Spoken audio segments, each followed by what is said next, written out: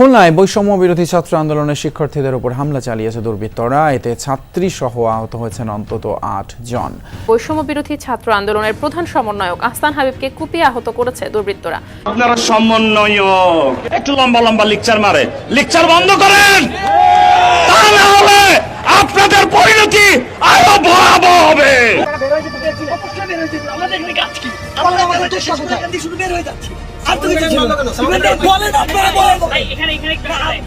সমন্বয়কদের যেখানে পাচ্ছে সেখানে গণধোলাই দিচ্ছে জনগণ। সারা দেশে চলছে সমন্বয়ক নিধন মিশন। সমন্বয়ক নামটি বর্তমানে গালির রূপ ধারণ করেছে। তবে জনগণ কেন সমন্বয়কদের উপর ক্ষিপ্ত, বিস্তারিত জানতে আমাদের সাথে থাকুন। যাকে ভালো লাগছে না তাকেই করা হচ্ছে বরখাস্ত, এমনকি নিষিদ্ধ ঘোষিত করা হচ্ছে বিভিন্ন সংগঠনকে। হাসনাত আব্দুল্লাহর হুমকিতে সময় টিভির 12 জন সাংবাদিককে করা হয়েছে বরখাস্ত। গতকাল ছাত্রদলকে ছাত্রলীগের মতো কবর দেওয়া হবে বলে হুঁশিয়ারি দিয়েছে সমন্বয়করা। যদি ছাত্রদল শিক্ষার্থীদের বিরুদ্ধে যায়, এই ক্যাম্পাসে ছাত্র দলেরও কবর রচিত হবে। এরপরে শুরু হয়েছে সমন্বয়ক নিধন কর্মকাণ্ড।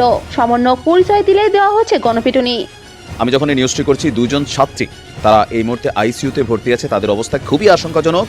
আরও তাদের সাথে বেশ কয়েকজন ছাত্রছাত্রী হাসপাতালের বিছানায় কাতরাচ্ছে। আর এরা প্রত্যেকেই বৈষম্য বিরোধী ছাত্র আন্দোলনের সমন্বয়ক এবং নেতৃবৃন্দ। ঘটনাটির প্রেক্ষাপট হচ্ছে খুলনায়। সুপ্রিয় দর্শক, সমন্বয়কদেরকে নিষিদ্ধ করা উচিত। আপনাদের মতামত অবশ্যই জানান কমেন্টে।